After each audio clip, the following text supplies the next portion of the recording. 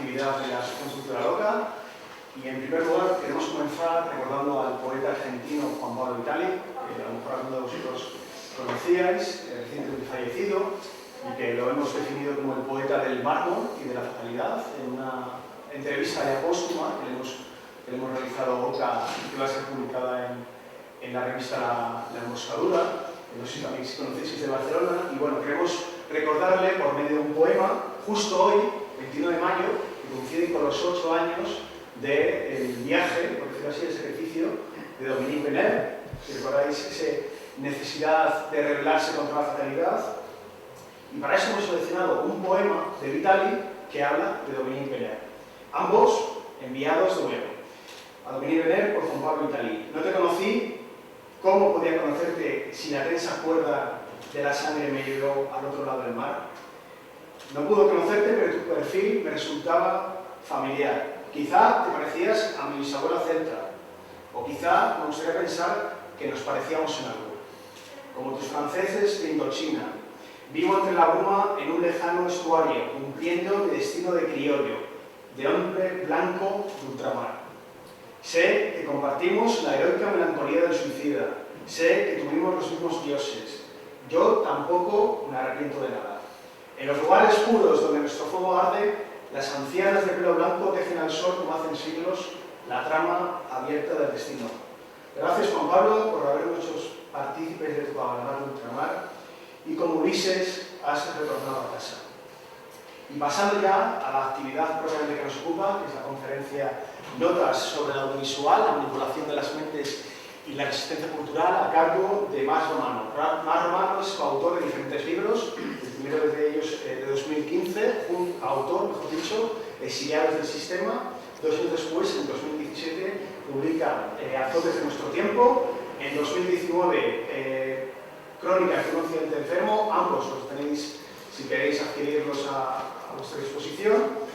Y estos 2 libros, junto a la que esperemos que publicará en 2021 tal vez, 2022, a modo de trilogía, lo va a cerrar por medio de otra obra, un título muy sugerente, también muy arriesgado, Las Crónicas de la tiranía feminista. Colaborador habitual de medio de prensa en Correo de España, así como en diferentes plataformas virtuales. Cuenta además con un blog, Oso Solitario, en el que también podéis encontrar de manera subida artículos escritos por él. A Mas Romano lo han definido como un cronista de la actualidad. Y después de conocer sus reflexiones, les puedo asegurar que Mas Romano va mucho más allá de ser un cronista de la actualidad, en cuanto que no se coloca de perfil ante la realidad. Toma partido hasta marcharse, tomando nuestras palabras del poeta, sus versos del poeta Gabriel Celaya. Además lo hace con un ojo clínico bastante excelente desde nuestro punto de vista. En el libro Crónicas de un Occidente enfermo es el auténtico germen de la conferencia que vamos a escuchar hoy, y en el que se tratan temas muy diversos, pero consideramos, hablando con él, que era de especial interés la cuestión del audiovisual, porque como la matriz, lo audiovisual nos rodea y está en todas partes, aunque no queramos saberlo, y aunque esa pastillita, si recordáis, no nos la ponemos, ¿de acuerdo? Además, esa cuestión del cine tan importante y que está casi siempre ausente en los medios, digamos, contraculturales en los que nos movemos. A través del cine se puede realizar una perfecta radiografía, de manera sintética, pero con cierta precisión, de la sociedad en la que vivimos. Puesto que, como señala el propio Mas Romano, el arte cinematográfico, en su mejor expresión, no es solamente entretenimiento. Y hoy, además, creo que lo va a demostrar. El cine es un arte, además, que tiene bastante que ver con el mito de la caverna de Platón. Y por último, el libro de Mas nos ofrece una serie de herramientas a la hora de enfrentarnos al medio del séptimo arte que nos vendrán muy bien. Claves que hoy también se tratan a la luz. Por tanto, simplemente ya dar las gracias a Mas por toda su complicidad, por su trabajo y por la charla que hoy seguro que nos va a ofrecer y que va a ser un auténtico placer para nuestros sentidos. Así que te cedo la palabra, Mas. Gracias. Muchas gracias, Antonio. Y muchísimas gracias a todos por estar aquí esta tarde. Espero que sea interesante para vosotros esta charla. Aquí vamos a hablar de cine. Como os ha anticipado Antonio, vamos a ver cómo el cine habla de la realidad. Vamos a hablar de 8 películas. De estas 8 películas yo he hecho una reseña bastante larga en mi libro Crónicas de un Occidente enfermo, pero lo que vamos a ver es primero unas escenas representativas de cada película y luego un comentario, un breve comentario para ver lo que tienen que decirnos sobre el mundo de hoy. Las películas, pues algunas son buenas películas que valen la pena verlas porque tienen valores positivos. Otras son auténticas bazofias manipuladoras, como os voy a comentar. Algunas son muy conocidas, otras son desconocidas, algunas son directamente frikis, como Zardoz, la última que vamos a ver, una película bastante extraña. Ahora, sin más preámbulos, la primera película que vamos a comentar es Fahrenheit 451.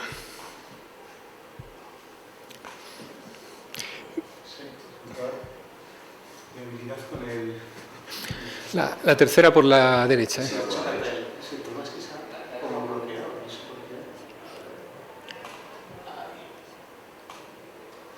Disculpar los bajes de...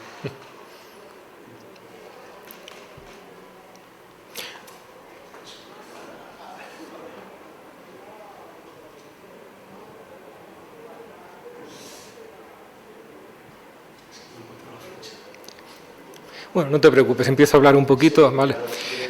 Bueno, esta película es del año 66, del director Truffaut, y está basada sobre una novela muy famosa de Ray Bradbury, que es uno de los grandes escritores de ciencia ficción. En el mundo de Bradbury, pues se presenta una nueva época de barbarie, en que los bomberos no apagan fuegos, sino que queman libros. Tienen sus lanzallamas de queroseno y queman libros, porque en la sociedad de ese libro está prohibida la literatura, está prohibido el pensamiento y la filosofía. ¿Por qué? Pues lo veremos más adelante. Por ahora nos quedaremos con la imagen de la quema de libros, que es una imagen simbólica muy potente y sintetiza lo que contiene esta película. Bueno, imagino que muchos de vosotros conoceréis el libro o la película, no sé cuántos de vosotros la habrán visto o habrán oído hablar del libro.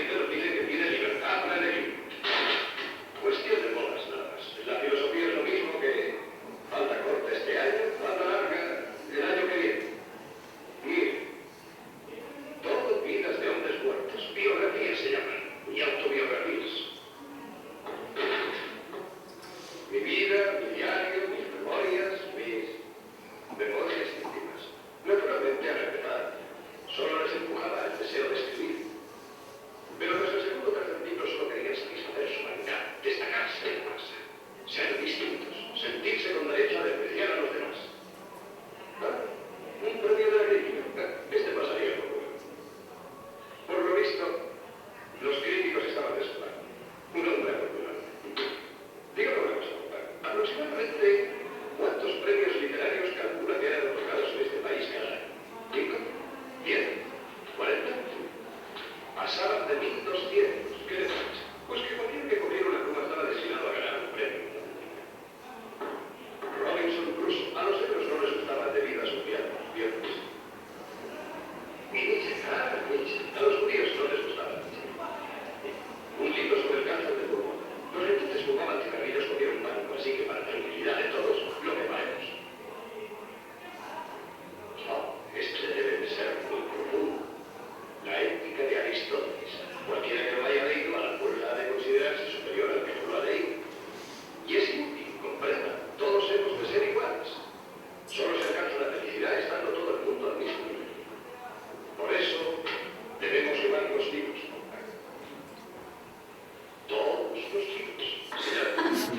No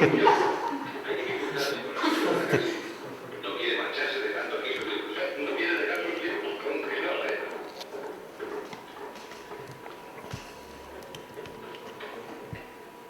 Vaya, tenemos que quemar la casa. No, ¿Qué quiere, Martín? quiero morir tal como he vivido. ¿Ha leído eso en un libro? No voy a pedírselo otra vez. Márchese. Estos libros tenían vida, me agradan. Adelante.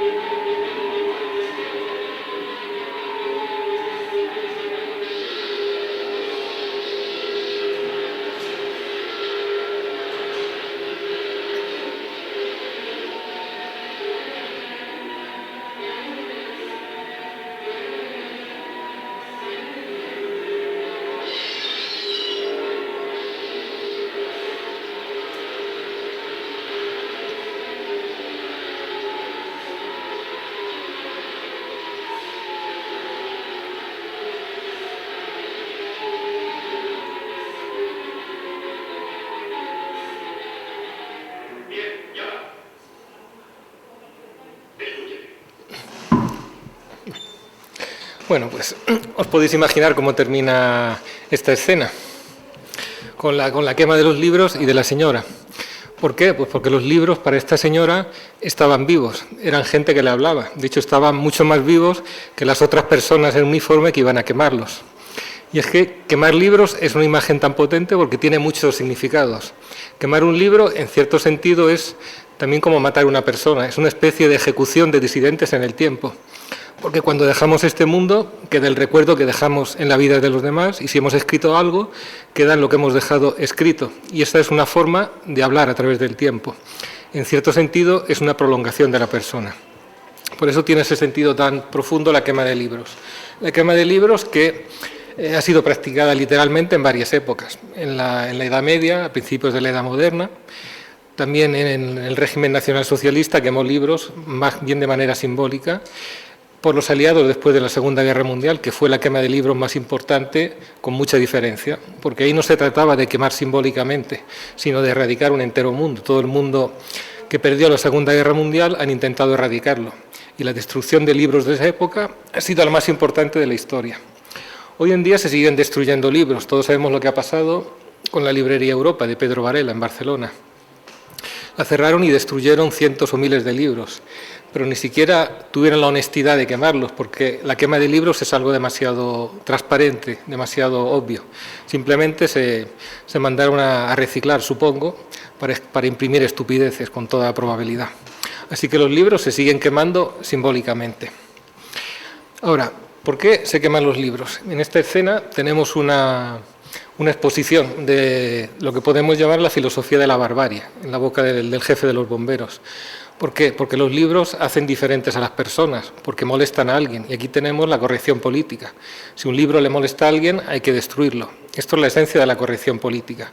O sea, decir solamente lo que no molesta a nadie equivale a no decir nada, porque cualquier cosa que tenga un poquito de significado, pues le va a molestar a alguien, probablemente a muchas personas. Y también leer libros, en general, pensar la literatura, la filosofía, nos hace diferentes y desiguales, porque hay personas que se desarrollan más que otras y también personas que se desarrollan en direcciones diferentes. Todo eso es lo que lleva el pensamiento, la reflexión, y todo eso es lo que una sociedad igualitaria quiere eliminar. Porque en la sociedad de Bradbury, además de buscarse esta igualdad, se fomenta una especie de felicidad vacía, una felicidad que está basada en el aturdimiento de una sociedad de entretenimiento de masas llena de estímulos, en los cuales todos son iguales en la superficialidad, en el vacío. Mientras que los libros traen todo lo contrario. Los libros traen densidad, textura, profundidad, y traen otra cosa muy importante también, en mi opinión, que es que mientras vosotros leéis un libro, vosotros sois señores de vuestro tiempo. No es el tiempo gestionado desde el exterior, como cuando veis una película.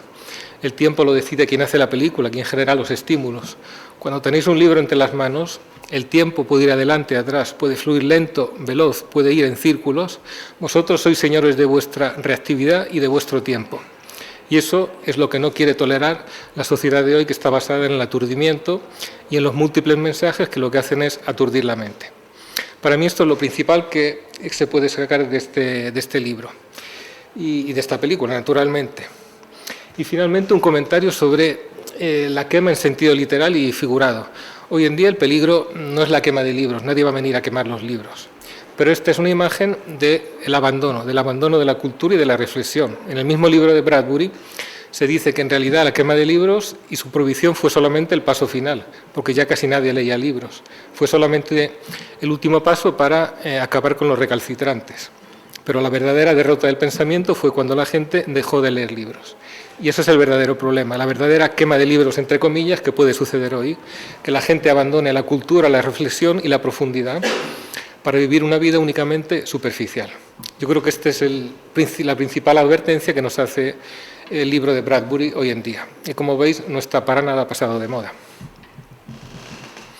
Muy bien, ahora vamos a pasar a la siguiente película. Todavía no pongas que es 1984. 1984, como sabéis, es una novela de Orwell del año 1948. Orwell imaginó una especie de pesadilla totalitaria que estaba bastante basada en el estalinismo, en cómo era en aquella época. Un mundo totalmente dictatorial, opresivo, lleno de miseria, controlado por un partido único. Seguramente de las grandes distopías que comento en el libro, que son 4, comento Fahrenheit, 1984, Un mundo feliz, y otra que se llama Nosotros, que es de un autor ruso, de Yevgeny Zamyatin, que fue la primera y en la que se han inspirado las demás. Pues bien, 1984 es la más oscura de todas. Y uno podría pensar que en realidad no tiene mucho interés el mundo de hoy. Pero veremos que no es exactamente así. Quizás no en su sentido literal, pero en varios otros sentidos describen bien muchas cosas que están pasando ya en el mundo de hoy. Y ahora podemos ver un trozo de la película.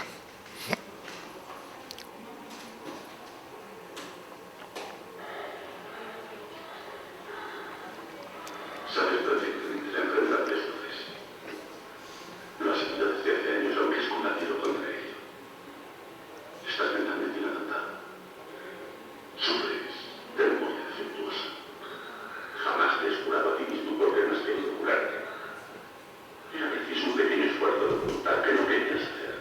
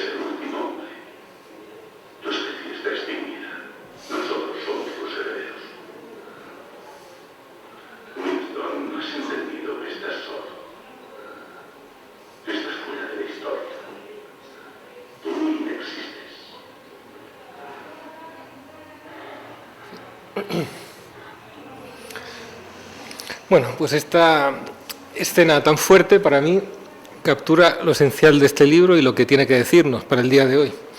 Hay más temas. Un tema es el del control tecnológico, el espionaje continuo sobre la vida, que eso pues parecía ciencia ficción en la época de Orwell. Hoy hemos incluso ido más allá de lo que pensaba Orwell.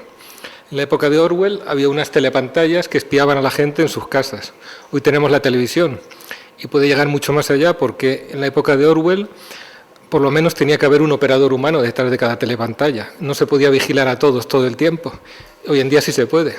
Hoy en día te ponen un programa de inteligencia artificial con ese nombre tan pomposo que le han puesto a los programas de ordenador, que no será inteligencia, pero desde luego es capaz de analizar tus expresiones faciales, lo que dices, etcétera. Hoy en día con la tecnología, con los drones que tienen ópticas de larga distancia, ópticas infrarrojas para ver de noche, con el famoso Alexa, que es ese espía que la gente se mete en su casa, pues nos pueden espiar como quieren y mucho más que en el mundo de Orwell. Eso es un tema que ya está sucediendo.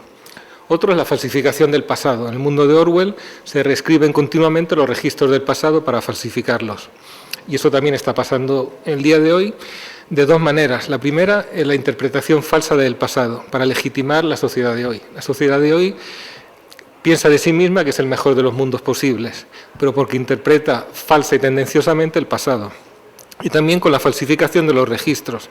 Ahora, no es que se falsifiquen todos los registros del pasado, porque sería imposible y todavía no han llegado allí, pero se censuran, se modifican obras, no se transmiten al público las verdaderas fuentes. ¿Cuántos de nosotros, cuando queremos hablar o saber del pasado, vamos de verdad a las fuentes originales?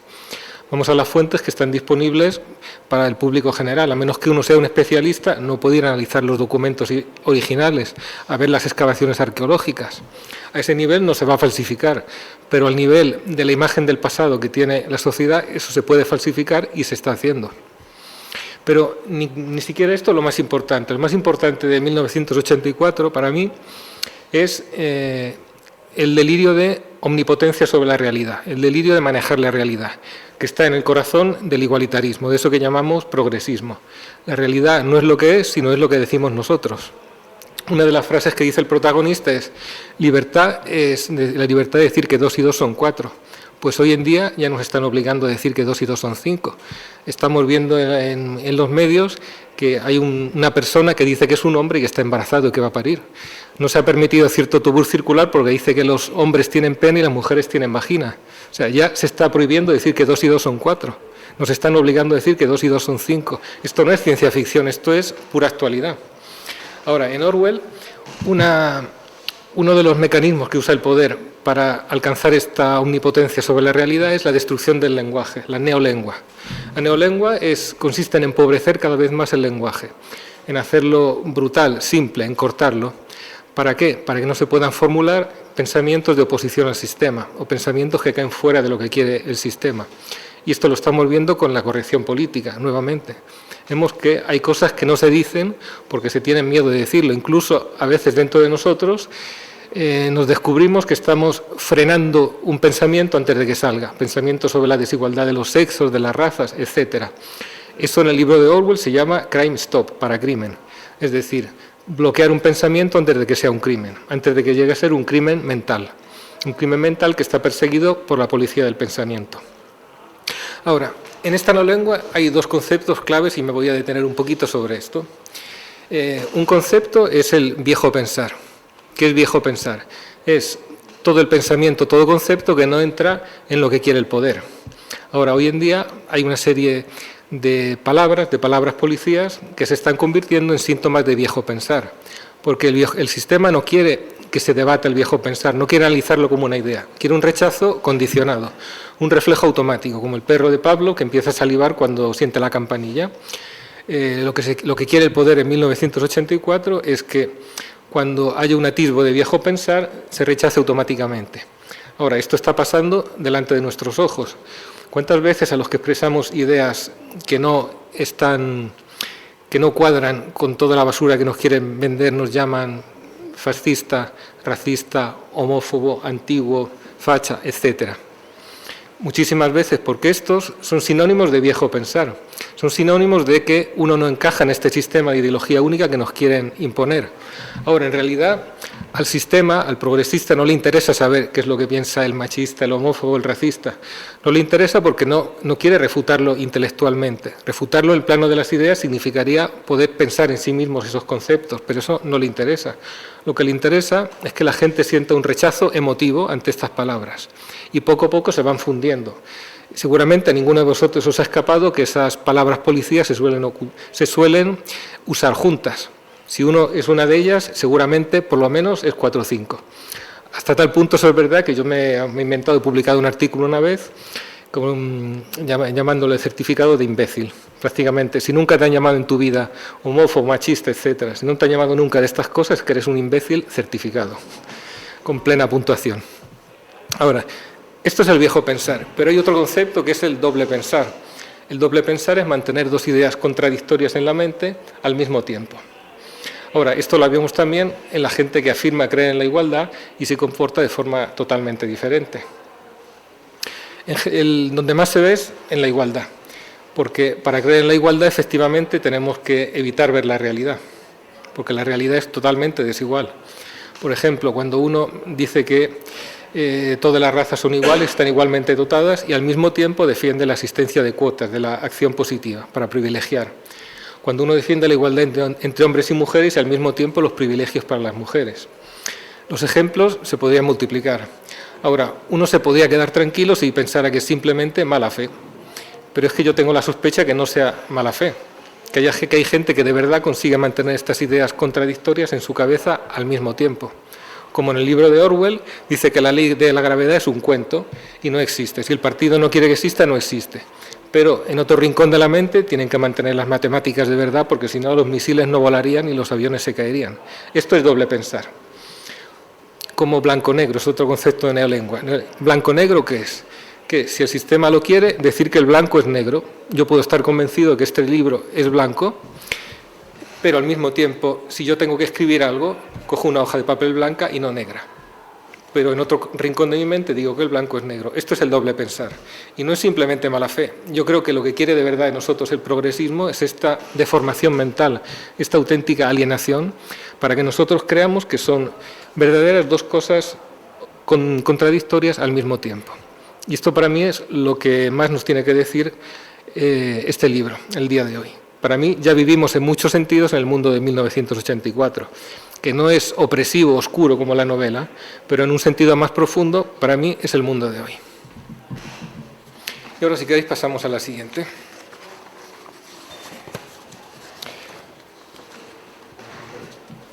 La siguiente, el show de Truman, que es una película mucho más alegre, más optimista.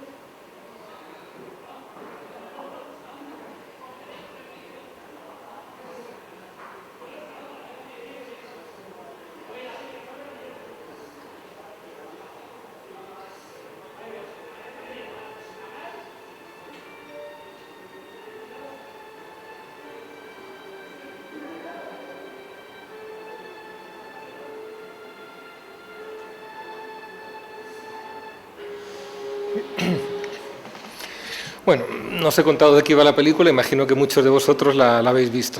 Es este señor que vive dentro de un programa de televisión y no lo sabe. Todos lo saben menos él. Su vida prácticamente es un espectáculo. Y esas escenas de la película están cerca del final, es cuando él descubre que vive en un mundo artificial y quiere escapar de ese mundo. Intentan impedírselo y al final llega al límite del mundo, algo que él no se espera, y se desespera porque ve que no puede salir. Ahora, esta película se puede leer de varias maneras. Hay una que mucha gente hace, pero para mí no es la más interesante. Es una especie de defensa de la autonomía individual de la libertad frente a Dios, frente a la divinidad que lo tutela. De hecho, el creador del programa, a un cierto punto, empieza a hablar a través de las nubes a Truman para convencerlo de que se quede en su mundo. Y de hecho, habla en medio de un rayo de luz, parece como si fuera Dios de ese mundo. Esta lectura es posible, pero para mí es algo débil, porque seguramente no es como el Dios cristiano. El Dios cristiano deja la libertad al hombre para que elija. Y para mí es mucho más interesante otra lectura, es una cierta aspiración, una cierta tendencia del hombre, que es a ir más allá, a no quedarse en un mundo cerrado, en un cascarón. Hay un autor español, Luis Sencillo de Pineda, que era psicoanalista, filósofo y creo que también sacerdote, que habla del hombre que está desfondado por un deseo incolmable que nunca consigue satisfacer del todo. Y uno de los aspectos de este deseo incolmable es no quedarse en un mundo cerrado, tener la aspiración a ir más allá y a sobrepasar, no solo sobrepasar sus límites, sino sobrepasar cualquier mundo organizado. Es algo tan profundo en la esencia del hombre que no se puede extirpar. De hecho, en la película, el director del programa se le presentan dos cuestiones. Primero, cómo es que Truman acepta su mundo, cómo nunca ha descubierto que vive en un mundo falso. Y él dice que nosotros aceptamos la realidad tal como nos viene dada. Y eso es verdad. Nosotros estamos cómodos en esta realidad. Pero también existe la otra cara de la moneda, que si Truman de verdad quiere abandonar su mundo, nada ni nadie se lo podrá impedir. Y esto expresa esta otra faceta del ser humano, su deseo incolmable de ir más allá.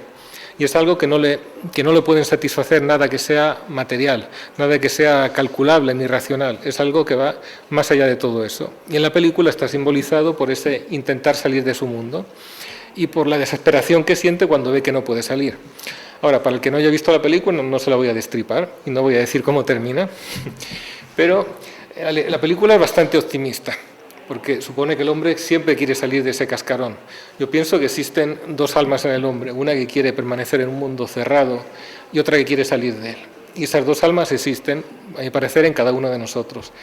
Son elecciones que cada uno tiene que hacer en su vida, pero las dos existen y ninguna de las dos se puede eliminar. Es un conflicto entre una felicidad cómoda, tranquila, y una promesa de felicidad que está en la libertad, pero también es en un futuro incierto. Y ese, a mi entender, es el punto más interesante de esta película. Ahora, no me voy a extender más, vamos a comentar, todavía no la pongas, Están vivos. Están vivos, no sé si la habéis visto muchos de vosotros, es una película curiosa del año 88 de John Carpenter, que suele hacer películas de terror, a medio camino entre la serie A y la serie B, que algunas no están mal del todo. Y esta está bastante bien, aunque el final es muy forzado e inverosímil, pero se lo perdonaremos. En esta película prácticamente los seres humanos están controlados por unos extraterrestres que tienen forma humana, pero tienen forma humana y la gente no los puede ver solamente porque están hipnotizados. Es una élite que controla el mundo y la gente no puede verlos o no puede verlos en su verdadera imagen porque están sometidos a una hipnosis colectiva.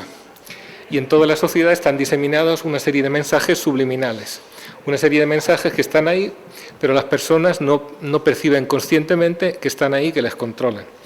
Como veis, es el mundo real prácticamente. Cualquier parecido con el mundo de hoy no es coincidencia para nada. Ahora vamos a ver una escena de la película.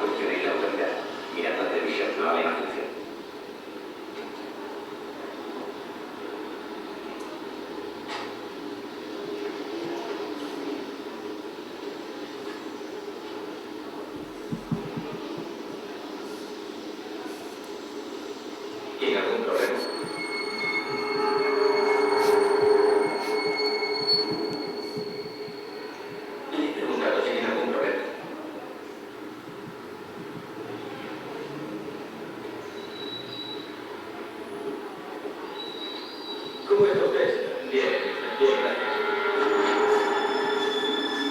Gracias, señor.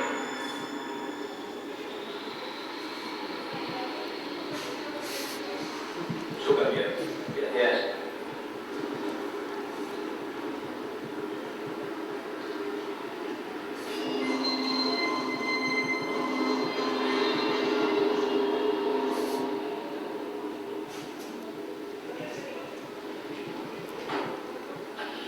Amigo, ¿vas a comprar la revista o no? Este estudios. ¿Me has oído? Te advierto que no quiero broncas. Si no la compras, déjala donde estaba.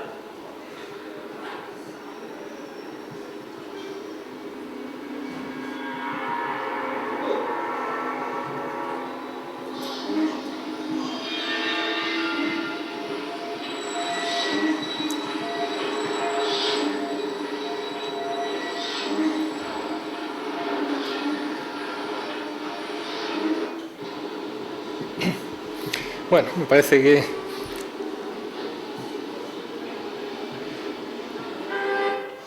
la escena es bastante elocuente. Es la escena donde el protagonista se da cuenta del mundo en el que vive, evidentemente. A mí la escena que más me gusta es cuando mira el billete y pone este es tu Dios. Esto resume toda la sociedad de hoy, el Dios dinero. Ahora, hay dos imágenes importantes. Una es las gafas. Las gafas que, pues, lo que te permite ver la realidad. Cada uno tenemos que encontrar nuestras gafas, las gafas que nos dan la visión clara y nos permiten ver las cosas como son. Imagino que muchos de vosotros habéis tenido esa sensación en un momento u otro de vuestras vidas, cuando empezasteis a daros cuenta de que nos estaban contando un montón de estupideces, de que estaba todo manipulado y que nos estaban manejando la mente. No a este nivel tan extremo, porque ahí está concentrado en una película, pero creo que es una sensación que todos nosotros, de una manera o de otra, en algún momento de nuestras vidas hemos experimentado. Y luego la otra imagen es la señal de radio, porque la gente, ¿por qué vive en una hipnosis? Vive en una hipnosis y no ve esos mensajes porque hay una señal de radio que se está emitiendo continuamente y que les controla la mente. Esa señal de radio, pues, podemos pensar que es el control de los medios, toda la sociedad del espectáculo y de los medios, que nos somete a esa hipnosis colectiva. Ahora, ¿cómo desactivar esa señal de radio? En la película lo hacen de manera muy sencilla, con un final totalmente inverosímil, que bueno, es el que es. Ojalá fuera tan sencillo como lo propone la película. Y antes de terminar, pues hay una cuestión interesante sobre esa película. ¿Quiénes son los extraterrestres? Porque hay mucha gente que seguramente estos extraterrestres existen y son muy reales, como es real el sistema de manipulación sobre las mentes, el sistema de hipnosis. El director no tenía la intención de hacer una sátira sobre el dominio judío del mundo, porque eso es lo que mucha gente ha pensado. Si lo dice el director, lo tenemos que creer, evidentemente. Pero si hubiera querido hacer eso, desde luego no le habría salido mejor de lo que le ha salido. Le hubiera faltado soltanto alguna cita del Talmud, donde se habla de los que no son judíos, con unas expresiones de desprecio realmente impresionantes. Y de hecho yo creo que había alguien en el equipo de producción que tenía esa idea, porque a un cierto punto se ve el alfabeto de los extraterrestres durante no muchos segundos, que no es el alfabeto hebreo, pero se le parece bastante. Así que para mí había algún pícaro en ese equipo de producción que tenía exactamente esa idea. Yo no sé si se puede identificar tan fácilmente quién gobierna el mundo, pero desde luego este también es el mundo en el que vivimos, porque todo lo que dice esta película en algún sentido es real. Es una élite oculta que nos gobierna, es una hipnosis colectiva, es una manipulación de las mentes, es un conjunto de mensajes que tienen controlada la mayor parte de la población. Ahora vamos a pasar a la siguiente película. Un par de películas que hablan de individuo y comunidad. La ola y el pan nuestro de cada día. La primera, creo que la conocéis todos. ¿Qué significa? Control. Una ideología. Un fidel, hombre. ¿La disciplina, señor Becky? Llevo su clase más allá de la teoría. Por eso me gustaría que os dirigierais a mí siempre como señor Becky. ¡Izquierda, derecha, izquierda! ¡A punto! Un ejército. Un uniforme. Desde ahora nos llamaremos la hora. Un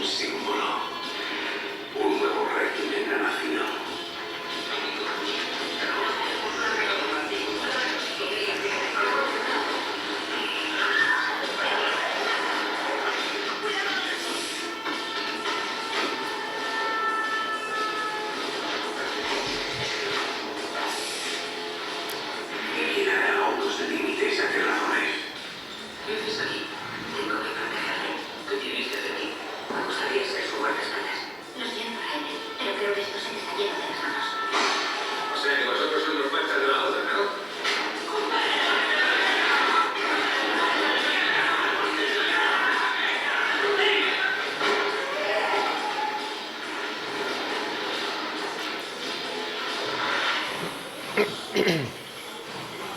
ola. Creías que no se podría repetir. Os habréis dado cuenta de que son partes de vuestras relaciones sobre la experiencia de esta última semana. Estoy muy impresionado de lo que la ola nos ha aportado. Y por eso creo que este proyecto no debe terminar así.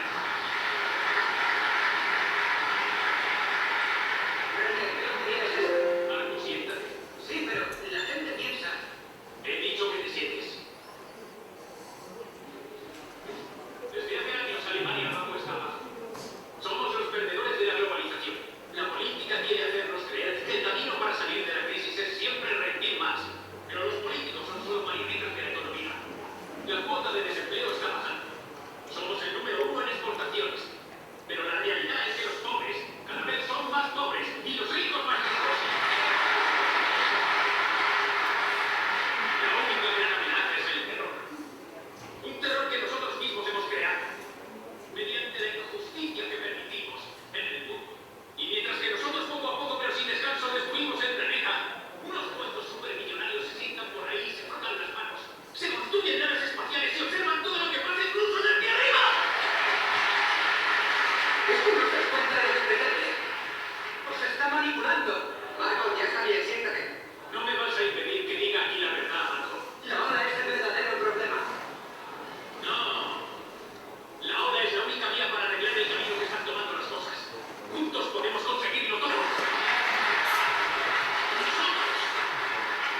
Nosotros aún tenemos aquí la posibilidad de hacer historia.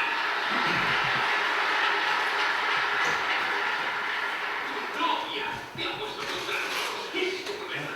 Eso no es cierto. Pues claro que es cierto. ¿Qué ha inventado con sus estupideces? No nos vas a detener. Desde aquí la ola arrasará a Alemania entera. Y quien se ponga en nuestro camino será aplastado por la ola.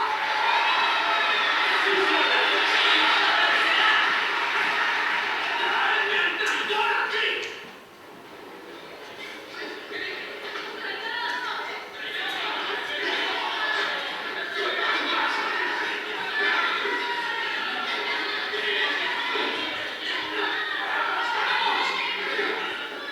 Marco, yo te pregunto a ti delante de todos. ¿Estás con nosotros o contra nosotros? ¿Estos habéis vuelto locos o qué? ¿Qué hacemos ahora con el traidor? ¿Qué hacemos con el traidor? ¡Cóbrate! ¡Vamos, tío! ¡Tú no has subido hasta aquí! Sí, claro, porque usted lo ha dicho. Porque yo lo he dicho, ¿eh? ¿Y también lo matarías si te lo pidieran? Lo podríamos colgar o decapitar. O quizá podríamos torturarle hasta que aceptara nuestras normas. Eso es lo que se hace en una dictadura.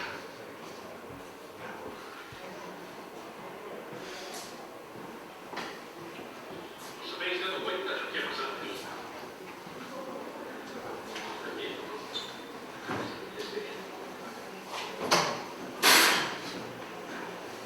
¿Os acordáis de la pregunta que surgió al principio de la frase?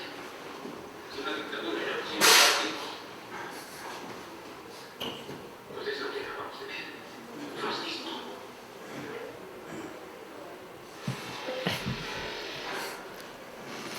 Bueno, pues esta escena creo que deja bastante claro lo manipuladora que es esta película de la ola. Por eso la ven en todos los institutos, naturalmente.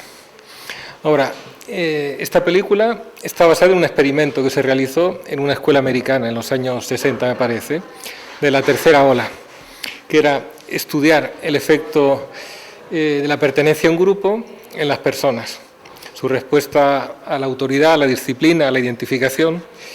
Entonces, en el experimento original, naturalmente, no pasó nada de esto. Luego comentaré lo que pasó en el experimento original. La idea de esta película prácticamente es tomar ese experimento para no solo advertir contra la... Bueno, hemos visto que se convierte en una especie de Hitler en miniatura, es la intención, ¿no? Es educar a los alemanes, entre comillas, enseñarles que cualquier forma de acción política pues hay que condenarla, que el instinto político en el hombre es algo condenable Y eso es la intención real de la película. La intención es manipular para que la acción política esté únicamente en los cauces que quiere el sistema. Ahora, en la película vemos como al principio los estudiantes responden de manera distinta a esta organización que se llama La Ola, que no tiene ningún contenido político, porque de lo que se trata es de ver el efecto sobre las personas de la pertenencia a un grupo, independientemente de cualquier ideología. Entonces, pues algunos estudiantes lo rechazan. En la película pues está sobreentendido que son los mejores, son los más independientes, mientras otros empiezan a sentirse identificados y empieza a hacerles bien ese grupo.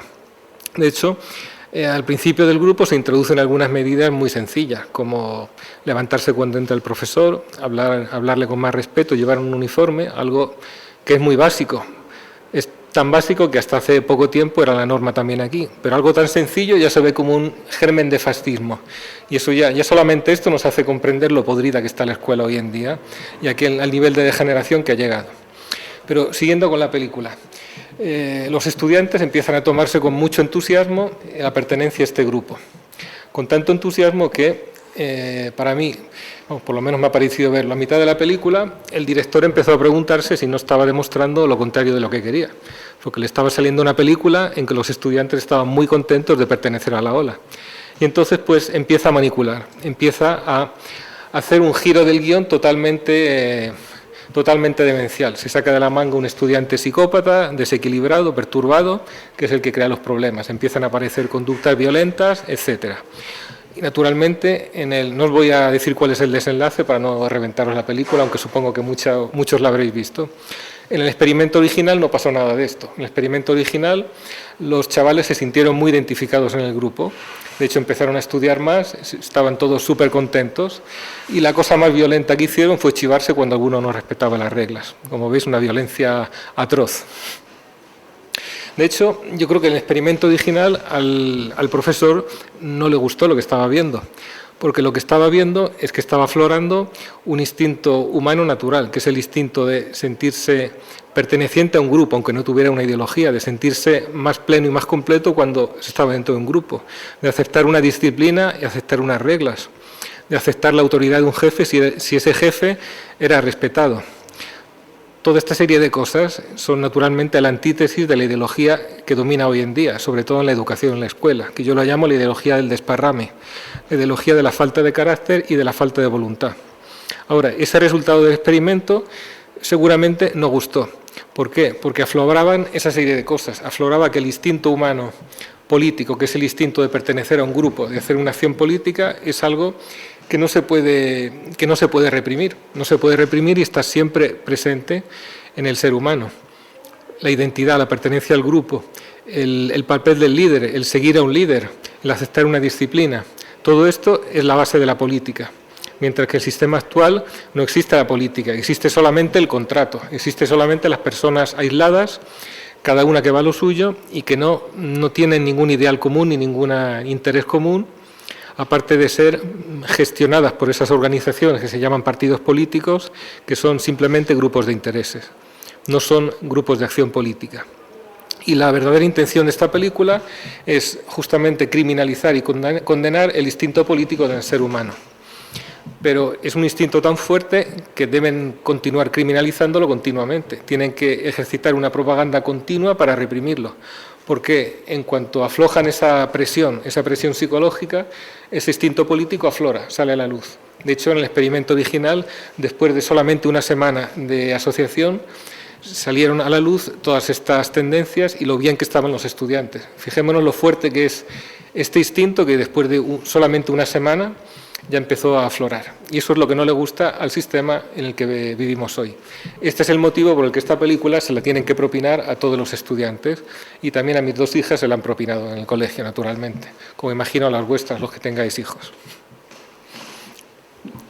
Muy bien, ahora vamos a ver, todavía no la pongas, una película que habla también de individuo y comunidad, pero en un sentido completamente diferente, en un sentido positivo. Es una película del año 34, americana, de King Vidor, se llama El pan nuestro de cada día. Es una película que tuvo problemas de financiación y problemas de crítica. ¿Por qué? Porque defendía valores que eran prácticamente opuestos a los que se entienden como propios del sueño americano. el individualismo, el interés económico, el dinero, la religión de dinero, el beneficio, la competición entre las personas. Ahora, esta película, os resumo brevemente el argumento, es una pareja que en medio de la Gran Depresión está arruinada y se hace cargo de una parcela de tierra que nadie reclama. Entonces empiezan a trabajarla y a ellos dos se les van agregando poco a poco otras personas. Cada uno sabe hacer una cosa y al final construyen una comunidad. Construyen una comunidad, tienen que superar diversos obstáculos y diversos problemas. Y la escena que vamos a ver del final resume un poco el espíritu de esa comunidad. El trabajo que tienen que hacer es cavar una zanja para hacer llegar el agua a la tierra. Están en medio de una sequía y si no consiguen cavar esa zanja prácticamente están acabados y tienen que marcharse de su tierra. Vamos a ver esa escena.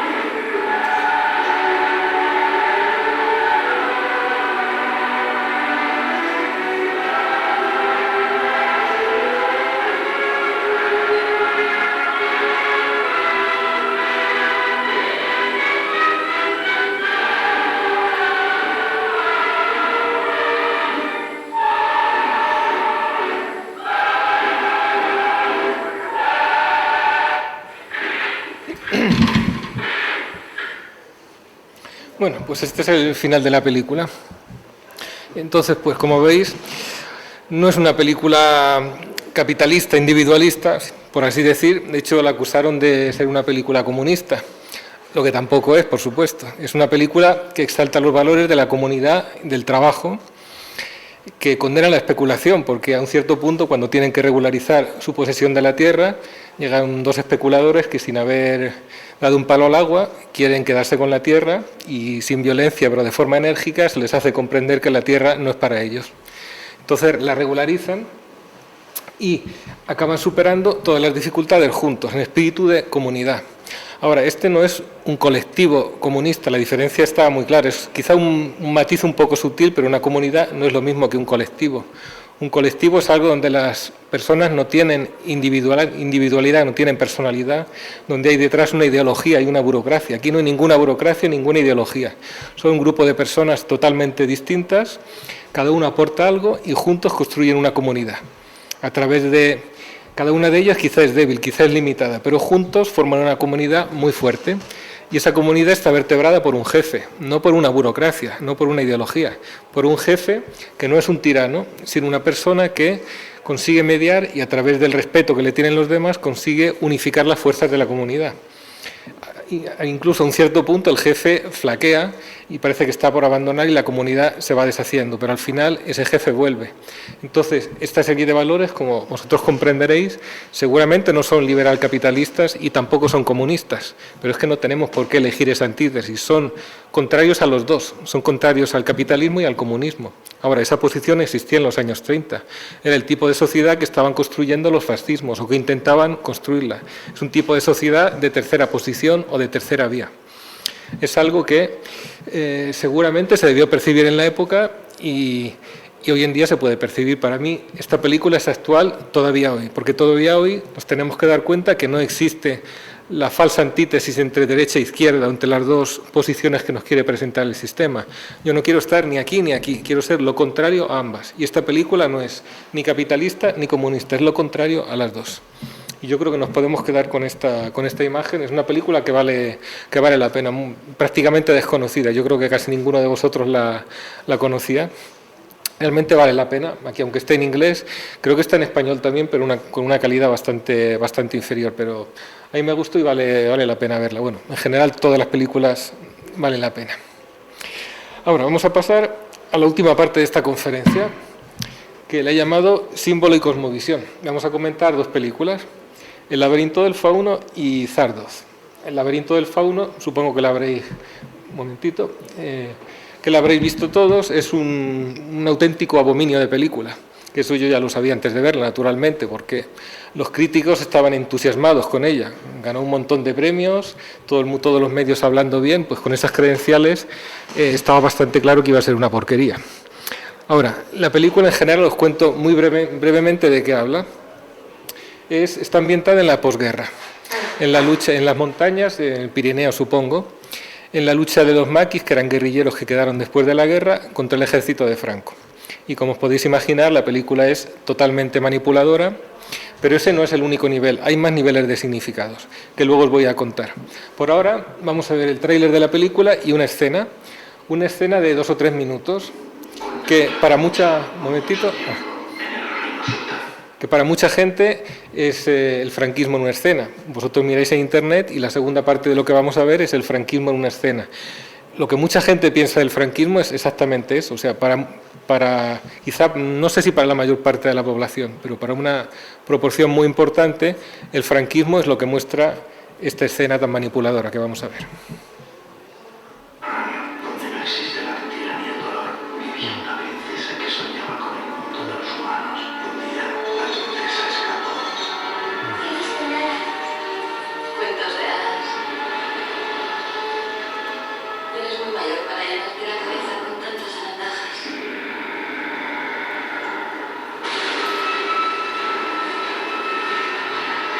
La alegría es exactamente. Vamos a bloquear el riesgo.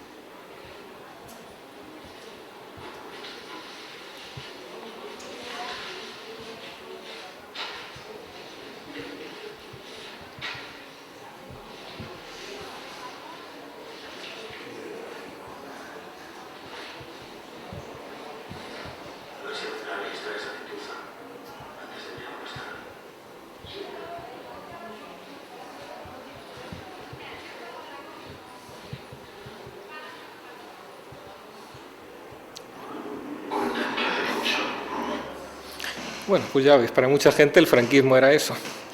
Que ni siquiera se paran a pensar que si hubiera sido eso, no hubiera durado 40 años, hubiera durado 4 meses a lo mejor. Pero bueno, hay cierta gente que está más allá de la lógica. Ahora, el malo de la película, os podéis imaginar quién es, naturalmente. Es el capitán, que ni siquiera es malo, es una especie de caricatura de malo. Tan mal hecho que da grima. Pues se pasa toda la película así. Toda la película exhibiendo su sadismo y su crueldad. Este es el primer nivel de significados de la película. Pero es que hay otros dos. El segundo es un ataque contra la figura del padre y también contra la maternidad de la mujer. Y un tercero que es un nivel más espiritual, que es una inversión de significados. Es un buscar la salvación en la oscuridad en vez de la luz. Ahora vamos a ver cómo funciona esto con algunas frases, algunas escenas de la película. El primer personaje pues es el malo malísimo, el capitán del ejército, que ya hemos visto cómo es. Luego está otro personaje que es la madre víctima. La madre es la esposa del capitán, que está embarazada y abre la película pues haciendo un viaje que según el médico no debería hacer, pero como el capitán dice que un hijo debe nacer donde está el padre, pues la obliga a hacer este viaje. Y luego ella muere de parto, pero al capitán le da exactamente igual porque lo importante es perpetuar su descendencia. Toda la película está así plagada de mensajes contra el padre y la paternidad. El último es hacia el final de la película, cuando antes de matar al capitán, pues el capitán pide que le digan a su hijo a qué hora murió su padre y le responden que el hijo ni siquiera sabrá quién era su padre, que es el primer mandamiento de la sociedad antipaterna. Luego, esto es, a mi entender, el principal mensaje de esta película. Hay un detalle que no sé si mucha gente se ha fijado, que es el árbol con forma de útero. ¿Podemos ver un poquito el cartel de la película? El cartel como salió en Italia, no como salió aquí en España.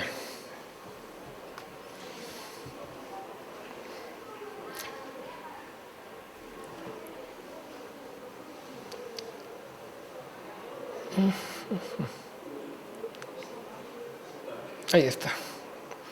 A ver, ese árbol recuerda vagamente un útero, un aparato reproductor femenino. Ahora, ese árbol está muriendo. Una de las pruebas que tiene que superar la niña es sanar al árbol. ¿Cómo? Matando un sapo que está dentro. Ahora, ¿qué es el sapo que está dentro del árbol con forma de útero? Yo, que soy mal pensado, pienso que es la semilla del hombre que fecunda a la mujer. Seré mal pensado, pero como toda la película se la pasa echando porquería contra el padre, yo estoy convencido que ese sapo que tiene que matar es un símbolo masculino secundario. Y esa es otra flecha en contra de la paternidad y en contra del hombre. Bueno, eso, no lo sé, repito, quizás sea mal pensado, pero creo que tengo razón, visto cómo es todo el resto de la película. Ahora, además de esto, vamos a ver otros personajes. La niña es un personaje, es el personaje espiritual, si queremos llamarlo así, porque no es una simple niña, es la hija del rey del inframundo. Ahora, ha subido a la tierra y a la luz del sol. Ahora, vosotros conocéis que hay un simbolismo muy antiguo de las almas que caen a la tierra y se tienen que redimir, tienen que encontrar su salvación volviendo a la luz. Pues esta niña no, esta niña, al contrario de toda niña bien nacida, cuando sale a la luz del sol pierde la memoria.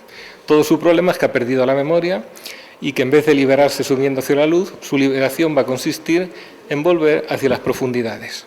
Y esto para mí es el tercer mensaje de esta película. Es un simbolismo espiritual invertido. Es la tendencia a buscar el camino no en la luz, sino en la oscuridad. Es el rehuir la luz. En vez de caer al mundo y buscar la liberación, es buscar la liberación en lo que es oscuro, en las profundidades de la tierra y en rehuir la luz. Esto para mí es el tercer nivel de significado de la película. Y así podéis entender por qué esta película ha tenido tanto éxito, porque son 3 significados, 3 mensajes que están totalmente en línea con la sociedad de hoy y con lo que la sociedad de hoy quiere transmitirnos. Ahora, sobre esta película no hay nada más particular que añadir. La última película es más positiva, se llama Zardoz. Y antes de poner la escena voy a contar un poco de qué va, porque esta sí que es difícil comprenderla, de tan particular que es. Es una película del año 74 de John Boorman, que es el mismo director de Excalibur. Veremos una escena después también. Es una película de ciencia ficción. La acción es en una tierra del futuro, donde la humanidad ha vencido a la muerte y ha construido unas áreas cerradas que se llaman vórtex, donde se ha abolido la muerte y son inmortales. Fuera de esas áreas cerradas vive una humanidad bastante miserable, que se les llaman los brutos, y una raza que han creado los del vórtex, los inmortales, que se llaman los exterminadores, para controlar a los brutos y para que cultiven para ellos. Ahora, algunas críticas de esta película la han visto como lucha de clases o rebelión de los oprimidos, pero la película no es eso. Esta película habla de la vida y de la muerte. El centro de la película es esa sociedad de inmortales que se ha construido en el vórtex, que es también una prisión porque los inmortales no pueden renunciar a su estado. Cuando mueren, la máquina les regenera su cuerpo y con sus propias fuerzas no pueden salir de ahí. Ahora, sabiendo esto, vamos a ver el tráiler y la escena final de la película, que es bastante importante.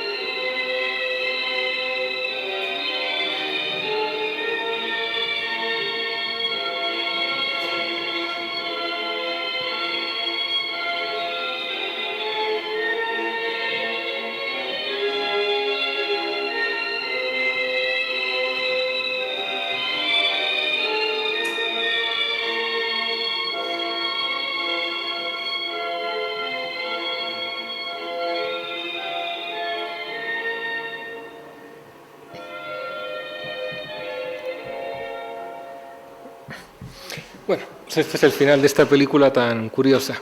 Por cierto, la música es la 7ª sinfonía de Beethoven, el Andante.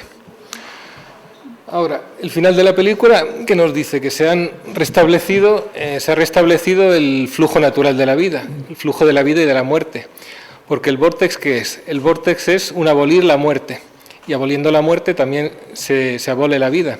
En esa sociedad de inmortales, al principio, la intención era, pues, justamente no morir, dedicarse al conocimiento, al perfeccionamiento humano, etc.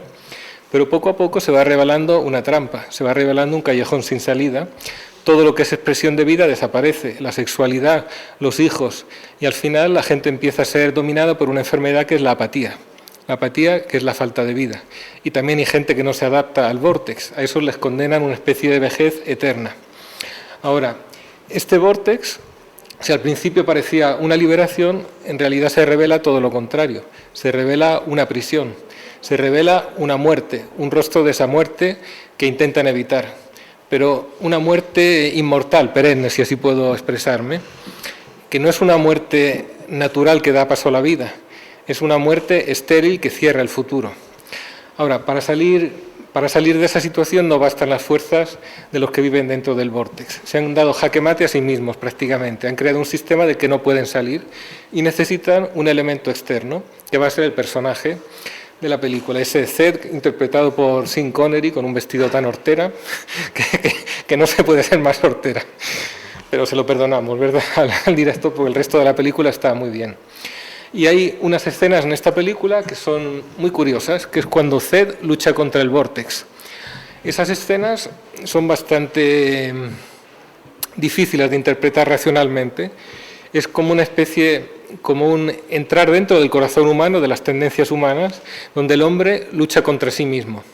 Y a un cierto punto se ve como el protagonista tiene que matarse a sí mismo, mata una parte de sí mismo para poder vencer contra ese vórtex que ha bloqueado la vida y la muerte. Ahora, yo la primera vez que vi esta película, bueno, la primera vez no me enteré de nada, porque acababa de llegar a Italia, no dominaba el idioma. La segunda vez ya empecé a enterarme de algo. La tercera vez ya entendí lo que quería decir la película. Y es una película que te deja una sensación de inquietud la primera vez que la ves. ¿Por qué? Porque ataca directamente uno de los mitos de nuestra época. El vórtex es la versión del paraíso terrenal. Es el paraíso terrenal, pero en versión iluminista, racionalista. Es una promesa tecnológica de inmortalidad. Prácticamente es el paraíso cristiano en este mundo, pero a uso y consumo de los científicos, digamos, de la gente de cultura que piensa que esa liberación de la muerte va a ser una liberación y va a ser una vida más plena, que va a dedicar esa inmortalidad a la lucha por el conocimiento, al perfeccionamiento humano, y como he dicho antes, se revela lo contrario. Pero eso no quita que sea uno de los mitos más en vigor en nuestra época, que no se dice, quizá no se diga, pero es algo que está por debajo de la ideología dominante, y por eso nos deja esa sensación tan curiosa, por lo menos a mí me dejó una sensación de inquietud. Al principio es como si me rebelara contra las conclusiones de la película, pero luego me dije a mí mismo que en realidad esta película contenía una gran verdad. Es una película bastante filosófica y bastante profunda, si uno la ve con el correcto punto de vista. Ahora, para terminar la conferencia, yo querría hacer una correspondencia un poquito atrevida, pero nuevamente pienso que tengo razón, que es establecer una analogía entre esa lucha de Zed contra el vórtex para liberar a la raza humana y un pasaje de la película Excalibur donde Parsifal encuentra el Santo Grial. Ahora, eso también tiene una interpretación interna, porque la lucha contra el vórtex es para restablecer el flujo de la vida y la muerte, y es una lucha interior del ser humano contra sí mismo. También la búsqueda del Grial es un simbolismo de lucha interior. La búsqueda del Grial es una fuerza, una riqueza espiritual que va a curar la herida del rey Arturo o Anfortas. Y para mí hay una correspondencia, de hecho, del mismo director. Las dos escenas son igualmente incomprensibles o difíciles de interpretar desde un punto de vista racional, pero para mí son escenas totalmente análogas. La lucha de Zed para terminar con la inmortalidad y restablecer la muerte, y la lucha de Parsifal para encontrar el Grial y darle ese Grial a Arturo, que de esa manera consigue regenerar a sí mismo, a la tierra y al reino. Y hay un detalle importante, que como Zed tiene que matar una parte de sí mismo para acabar con el Vórtex, Parsifal, para encontrar el Grial, no es que entre en un sitio y lo coja. Cae en un río y se va despojando de su armadura, se va despojando de todo lo que es exterior, accesorio, para quedarse en su pura humanidad. Y a ese punto es cuando él consigue encontrar el Grial y entregárselo a Arturo. Y ahora yo ya me callo finalmente, voy a concluir la conferencia con esta escena de Excalibur. Espero que a vosotros os parezca tan importante y tan profunda como me ha parecido a mí. Y la música es el preludio de Parsifal, de Wagner.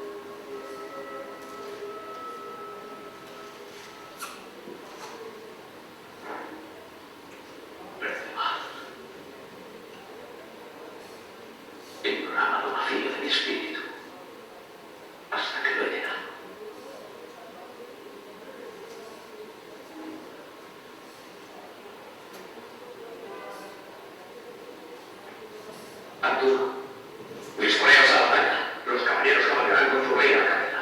Yo he vivido lo suficiente a través de otros. Lanzarote se comiaron y Ginebra mi culpa. Muerte pago mis pecados. Mis caballeros lucharon por mi causa. Ahora, hermano, sabré ser rey.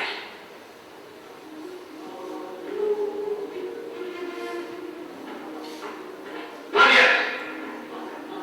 ¡Caballeros! ¡Escuderos!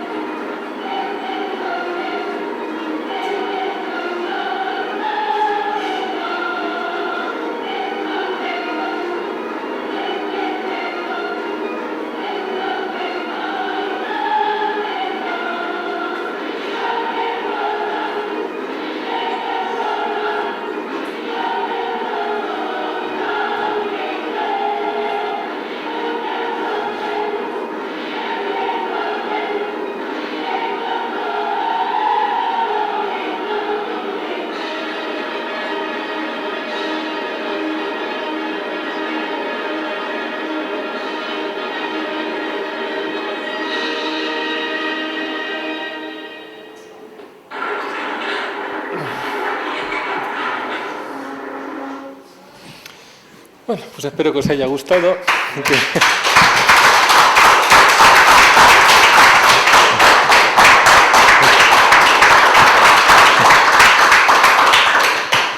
Muchísimas gracias.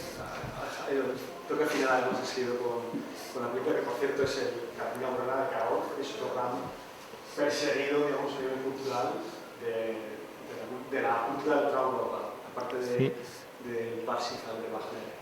Abrimos ahora un pequeño turno de debate, si queréis, para precisar. Es cierto que al final él hace un resumen muy breve de lo que es el libro. Yo insisto, creo que a pesar de eso que se hace una charla, el libro siempre es el germen del trabajo que has puesto hoy, que ha merecido la pena, sin lugar a dudas. Y insisto, si tenéis alguna cuestión que queréis tratar, alguna diversidad. Sí, si queréis hacerme preguntas. Digamos que lo que he dicho en la conferencia está escrito en el libro, porque en el libro he hablado de 8 películas, en el libro hay 16 películas y hablo más extensamente de cada una, pero las ideas principales son las que os he comentado ahora. Bueno, pues yo me lanzo, si veo, Sí. con dos cuestiones financieras. Por un lado, ¿qué criterios seguirías para ir al cine, en caso de que creas que criterios seguirías? Es decir, ¿qué pautas darías para no caer ante películas que a lo mejor no sale disparado? Ahora ya lo tenemos muy claro, gracias a ciertas pautas, para que las películas sean premiadas en Estados Unidos al menos. Y segunda cuestión es, a ver si es posible, hacer un balance en positivo del cine español. ¿De acuerdo? Son dos preguntas un poco, la última es un poco... Hombre, es complicada. ¿Qué pautas seguir? Bueno, como has dicho, si una película tiene demasiados premios y la crítica es entusiasta, pues mala cosa, evidentemente. Yo recomendaría películas más clásicas, porque de las películas que hacen ahora recientemente hay muy poco que valga la pena. Yo me orientaría en películas clásicas, realmente. Clásicas tirando a viejas o antiguas. Aunque de vez en cuando hacen alguna película que valga la pena, pero no es la norma. Y luego del cine español, pues la verdad es que yo encuentro un poquito de positivo, sobre todo recientemente, porque el último cine español es de muy mala calidad, subvencionado en sentido político, muy manipulador.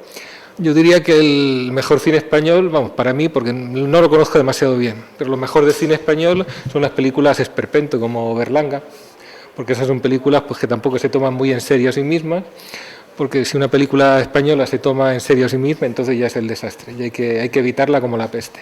Pero una película así simpática, que no se toma en serio, pues yo lo recomendaría. Aparte de bodrios notables, que no voy a resistirme a mencionarlo, que es la trilogía de los templarios que resucitan después de 400 años. El ataque de los muertos, esa es una españolada de los años 60. El ataque de los muertos sin ojo, hay 3 películas que son de templarios resucitados. Malísimas, pero bueno, por lo menos te entretienes. Y no son películas que se toman en serio. Es que yo tengo una debilidad por el cine cutre. Aparte de películas decentes como la que habéis visto, hay auténticas porquerías que no voy a decirlas aquí porque me avergüenzo. Digamos que lo mejor entre esas porquerías es lo de los resucitados ciegos, así que imaginaos cómo son el resto. Entiendo que el cine kinky no entraría dentro de esas... El cine kinky, también lo he visto el cine kinky, sí, también me gusta, no debería, pero me gusta el cine kinky. Las he visto también las películas. También las he visto, Perros callejeros, El Pico, Colegas, y he visto, no todas, pero una buena cantidad. Esas tienen más nivel.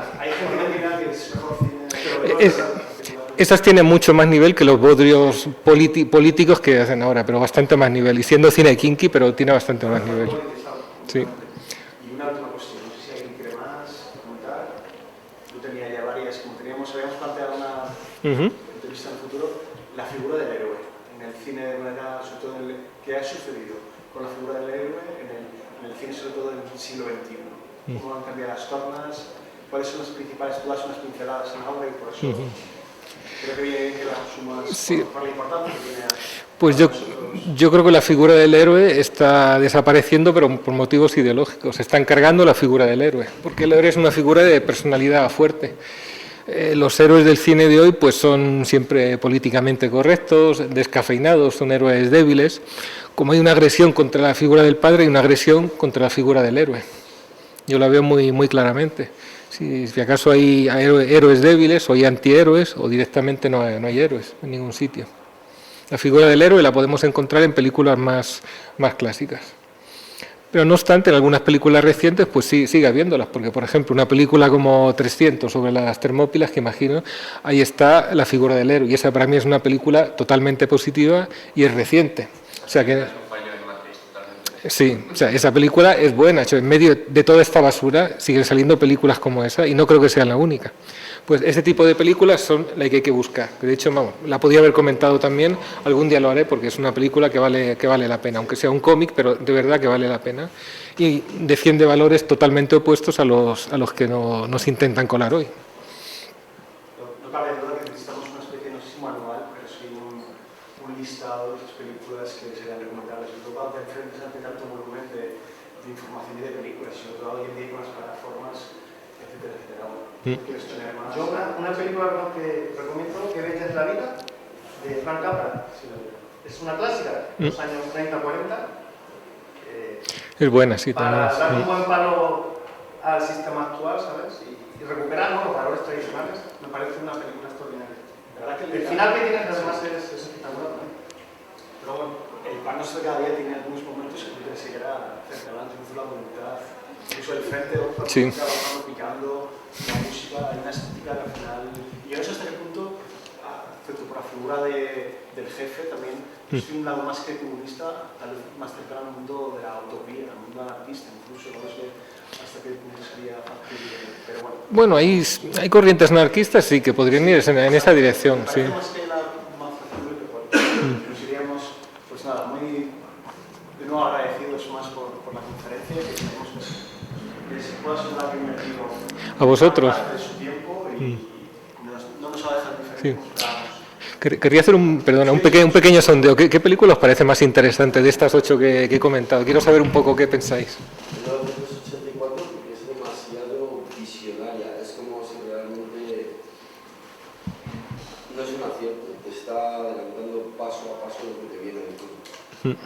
O sea, no es un acto visionario, está ejecutando lo que él supiera que va a pasar ya en este caso. Sí, tuvo mucha visión Orwell en ciertas cosas. Realmente la gente se piensa que no hay, como es la policía del pensamiento, que realmente sí existe ya. A través de colectivos, la Comunidad de Madrid, a través de colectivos LGTB, mediante denuncias, si escuchan a ciudadanos hablar mal del colectivo y cosas así, o sea, no tan virtualmente expuesta mediante la mente como en la película, que ya está funcionando en varios países, que no ha funcionado en España. ¿Más? ¿Qué película os ha gustado más? Quiero hacer una especie de sondeo, a ver. La de Están vivos me parece bastante bien. No la he llegado a ver, pero he visto muchos memes sobre ella y me llama bastante la atención. Todas, pero esa me llama bastante la atención. La de Sobre de Truman es muy curiosa. La verdad que además está muy bien hecha. Muy bien hecha y Bueno, pues si tenéis más preguntas o más cosas que comentar. Ya os digo, sobre estas películas he hablado en este libro, que es bastante desordenado, porque he hablado de todo, de libros, de películas, de noticias. Luego me he dado cuenta, después de escribirlo, que se podían organizar en ciertas líneas, que yo he llamado líneas de necrosis y de degeneración de la sociedad actual. Pero esto después de escribirla. Después de escribirla he escrito un pequeño ensayo, como explicándome a mí mismo el libro, de una cierta manera, ¿vale? En cambio, el de azotes es distinto. Los azotes son una serie de ensayos breves, donde agrupo los azotes en una serie de grandes conjuntos. Los dos describen un poquito la sociedad de hoy, la decadencia de la sociedad de hoy. La de las películas y los libros es Crónicas de un Occidente enfermo. ¿Cuáles son las otras películas? Pues El inglés que subió una colina y bajó una montaña, Las brujas de Zugarramurdi, Metrópolis, Los nivelungos, las películas de zombies en general, de muertos vivientes, y hay Ciudad Oscura, Dark City, que es una película de ciencia ficción, donde siempre hay una élite que gobierna la ciudad, controlando el tiempo y las memorias de las personas. Las 8 son bastante interesantes, pero si hubiera hablado de 16 películas hoy nos quedamos aquí hasta... ¿La? La Ataca. Sí, me faltan muchas películas. La huida o la fuga de Logan, ¿no? La fuga, sí, también. Me daría mucho a los tiempos actuales, ¿no? Sí. Así vamos a acabar todo, ¿no? Sí, la de 300 también. Hay muchas películas que me hubiera gustado comentar y probablemente en algún momento pues también escriba sobre más películas. Hay cientos de películas interesantes y creo que puede ser útil también para muchas personas, ¿no? No para la gente más joven, creo que es muy para todos, pero sobre todo para la gente más joven. Bueno, damos por concluida la jornada y os instamos todos nosotros, recuperamos un año más las cuartas jornadas de metapolítica que se celebrarán el próximo 12 de junio. Y habrá diferentes mesas redondas, darán publicaciones de novedades editoriales, etc. Así que os esperamos para recuperar no solamente ese, lo estamos comentando antes, la lucha es importante a nivel virtual, pero también la presencia física y el hecho de generar comunidad, etc. Así que sin más y última vez, gracias más. A vosotros. Muchas gracias.